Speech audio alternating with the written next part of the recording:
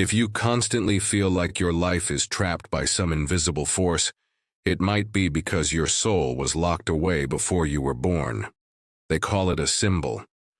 But is the Egyptian Eye of Horus truly just a symbol? You've seen it, perhaps on an ancient temple relief or as a mysterious tattoo. But what you don't realize is that from its very beginning, it may not have been used for seeing, but rather to awaken the invisible self. That eye, traversing temple walls for millennia, isn't meant for worship, but for you to learn to use it to scan your inner shadows. The anxiety, emptiness, and repetitiveness you've always felt might not be due to being overly sensitive or overthinking, but rather because your third eye has never truly opened. Have you ever had moments like these, feeling inexplicably anxious even before things have even begun? In the dead of night, suddenly feeling my body is here but my soul is far away. Or perhaps you sit under a lamplight, yet your heart seems to be trembling in a corner. Most people explain these feelings as stress, fatigue, or even depression. But in Egyptian mysticism, these phenomena are known as the painful echoes of those whose third eye has not been opened. They believe that when a person has never faced their inner shadows, those unseen fears, shame, and traumas like ghosts send disturbing signals from the depths of their consciousness. The most dangerous thing isn't knowing you're afraid, it's that you're completely unaware. The reaction you think is you is actually your shadow living on your behalf. The question we need to answer next is, how does the Eye of Horus help you see the part that's pretending to be you? How is the seal on the third eye gradually closed? The ancient Egyptians called the Eye of Horus Ujjat, meaning wholeness, restoration, and clarity. But you may not know that it's not just the eye of God. It's also a ritual tool they use to heal their souls. According to the Book of the Dead, if you fail to gaze into the darkness within yourself, the eye will close above your soul, plunging you into a 1,000-year slumber. Sound like a legend? But if you're willing to honestly reflect on your life, have you been taught since childhood? Don't overthink. Don't dwell on the past. Suppress your emotions. You've suppressed anger, fear, and the urge to fight. But you've also suppressed intuition, inspiration, and even the ability to love yourself. Over the years, perhaps you've simply lived the life society wants you to live, drifting further and further from your true self. And that closed eye has actually been waiting for you, not for you to become stronger, but for you to dare to look inside. Where should you dare to look inside? In the next paragraph, we'll discuss what the third eye truly faces isn't the future, but the shadow you've been running from. You think you're running from the world, but in reality, you're running from yourself. What truly holds you back isn't a person or an event, but the part of yourself deep within that you've never seen. We all have a shadow. This doesn't refer to something bad or dark, but rather to the area that hasn't yet been illuminated by the light of your consciousness. This area might harbor repressed anger from childhood, humiliation suffered as a teenager, or perhaps the unloved version of you you've locked away. Every time you're afraid to express yourself, constantly compromise, experience excessive self-doubt, resist intimacy, or feel intimidated by achievement. It's not that you're incapable, but rather that part of you that's unobserved, that's pulling you back. This is exactly what the ancient Egyptian priests said. The soul's blind spot will devour your sense of destiny. The true meaning of the Eye of Horus isn't seeing the future, but rather seeing through the disguised present. It's the only true window between you and yourself. But do you dare to use it to illuminate the image you've never wanted to face? The Eye of Horus doesn't just allow you to see. It allows you to reboot the way you see. Are you ready? What's coming next is no longer just hearing. You need to do one thing, close one eye and reopen the other. But don't rush. I'm not talking about fantasy. Modern neuropsychology has confirmed that when a person enters a meditative state and focuses their attention on the ajna area, the brain's pineal gland is activated, releasing substances like melatonin and DMT that regulate perception. This is the biological basis for the ancient concept of the third eye. In other words, what the ancients described as the eye of God is actually present within you. The meditation that follows isn't about imagination, but about awakening.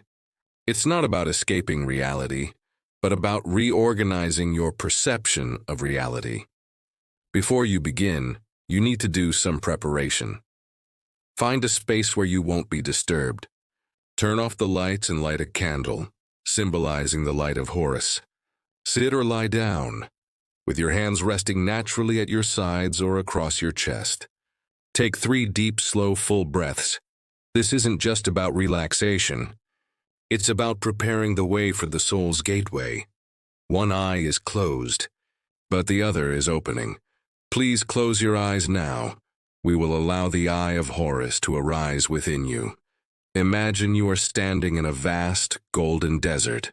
The wind blows silently, yet your body feels sealed. Before you, a massive stone tablet slowly emerges, engraved with an ancient eye symbol as if gazing at you, or perhaps awakening something dormant within you. At this moment, your forehead begins to heat. You feel something pulsating between your eyebrows. This is not an illusion. This is a response from your third eye. It is not a new eye, but your long-forgotten first eye, the eye of truth, that was sealed before you were born and fell, completely dormant after you learned to suppress it. Now, slowly, focus your awareness on the center of your eyebrows. Imagine a faint, precise golden light descending from the sky, passing through your skull, striking the center of your eyebrows, and illuminating the ancient energy structure known as the Eye of Ujjat. And then, you begin to see. It's not the outside world, but rather the structure within you. You see floating layers, like transparent memory crystals quietly suspended in your field of consciousness. Some glow. Some are murky, some are distorted. They are your fears, repressions, denials, pain, anger, desires, shame. They all have form. They've always been there. But today, you finally dare to see. Now please pause in this scene and gaze upon the first layer that feels heaviest and most repulsive. Do not judge, do not avoid, simply look at it. This is the true power of the third eye. Not to predict the future, but to peer into your unresolved present. You don't just see the shadow. You must penetrate it. The layer you just saw, perhaps a hazy yet sticky memory, or a face you've long forgotten, but still appears in your dreams, or perhaps simply an indefinable repression. It has no form, but you know it has always been there. Now, with the light of your third eye, approach it. It will resist you, blur, distort, and even create illusions. This is your subconscious mind protecting you from the truth. But hold your gaze and tell it, I am not here to destroy you, I am here to liberate you. At that moment, you will feel a crack begin to appear. A black crack slowly tearing from the edge of the layer, somewhat like the marks left by time on an ancient pyramid. You begin to pass through. There is no light inside, but you no longer need it, for your third eye is illuminating. You see, the anger you repressed is actually your unexpressed boundaries. The shame you concealed is actually your desire to be embraced. The self you denied is actually the source of your true power. You begin to understand that the shadow is not an enemy, but the secret path to wholeness. When you see through it through the Eye of Horus, it can finally return to your energy field and become part of your power. You will feel a tremor spreading from your forehead throughout your body, a sense of loosening, as if a seal has been released, a sense of reality, as if you have finally returned to your body. This is not an illusion. It is the first sign of your soul's rebirth. Once you see the truth, you can no longer feign ignorance. But you must have a place to place what you see. Now maintaining a meditation posture. Slowly guide the light from your forehead downward.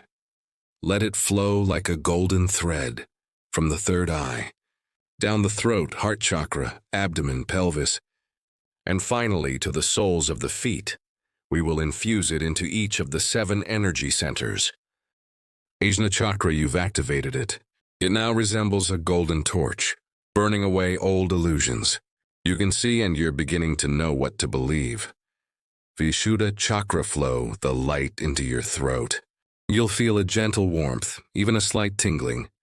This is the expression you've suppressed for so long, now unlocking. Tell yourself, I can speak the truth. Even if it trembles, speak out. Even if you're silent, let it shine. Anahata chakra now, channel the light into your chest. This step is crucial, and also the most likely to cause tears. You'll encounter the part of you that's been hiding inside, afraid to be loved. Let it out. Let it be embraced by the light. Tell it, you have always deserved to be seen. Manipura chakra descent into your abdomen. You'll feel an unstable energy churning. This is the sense of control, shame, and imbalance you've long suppressed. Don't rush it, don't suppress it. As long as the light flows, it will transform. Tell it, I can control, but I don't need to control. Svadhisthana chakra. This area is often overlooked, yet it holds the greatest creative potential. Bring light into your pelvis to reconnect with the source of life's desire. Desire isn't dirty. It's a divine signal to you to want to live. Cleanse it, illuminate it, and align it with your soul. Muladhara chakra flow light into your tailbone, sitting bones, legs, and soles of your feet. Let your entire body feel like it's being nailed to the earth by a golden light. You'll feel a strange sense of groundedness, as if you're truly standing in your own destiny for the first time. This is a complete soul energy recovery process. Every shadow you've faced has now been transformed into golden energy, flowing through your entire energy network. You haven't become more perfect. You've finally become whole. And the Eye of Horus is slightly opening at the center of your body, not to see the future, but to clearly see all that you already have. The true awakening isn't about the third eye. It's about finally daring to look directly at yourself in the mirror. If you open your eyes right now and look in the mirror, you'll discover someone who feels incredibly familiar, yet strangely unfamiliar. That's not the self you see every day when you brush your teeth, but rather you with divine eyes emerging from the shadows. This step is simple, yet profoundly powerful. Please stand up and walk to a mirror, or use your phone's selfie function and the front camera. Make the room quiet, and let the light of a candle or any other faint light illuminate only half of your face, creating a visual ritual of Horus light and shadow. Now, gaze into your eyes, not at your features, not at your fatigue, wrinkles, or blemishes. Look only into your eyes, directly into your soul. You might feel like crying, for the first time, you've seen your true self. Not a role, not a label, not the shell you've worn to cope with the world, but the being who has just stepped through the shadows, released the seal, and shone anew. Now please say a sentence to yourself in the mirror. Choose one, or create your own. I remember you. Welcome back. I will protect you. I see you, and I will no longer deny you.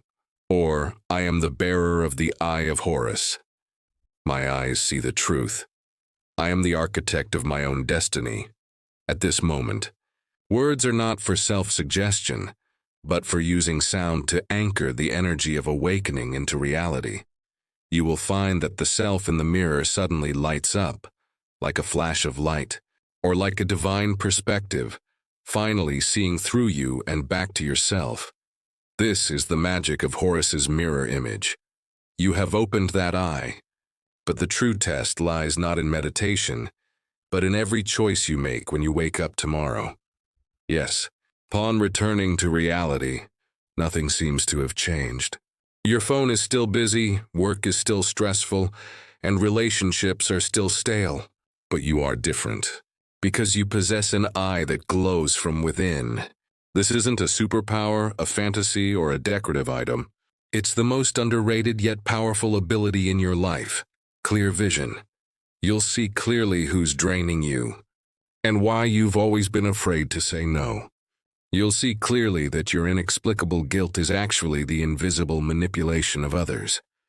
You'll see clearly that you've always sought security through pleasing catering and forbearance. But that's not your true nature. You may even suddenly understand what you once thought were mistakes may simply be your navigating the world with closed eyes. And now, you finally see, the Eye of Horus won't make you invincible. It will only make you authentic, and authenticity is the true key to your destiny. So now, don't rush into drastic changes. All you need to do is, with this awakened eye, return to life. Look at a conversation and see the underlying emotional flow. Look at an argument and see the vibrations of your heart chakra. See if an expectation is truly your desire. Look at silence and see if it harbors your unspoken soul choice. Every time you see clearly, your destiny changes. Every time you stop avoiding, you move one step closer to your true life. You are not possessing the third eye. You are becoming that eye again, for you are originally light. You simply forgot it. But now, you remember it. Next, are you willing to spend 3 minutes each day to continue scanning yourself with the Eye of Horus? With this eye, may you see the deepest darkness without hiding. See the brightest light without arrogance. See everything in life and truly live.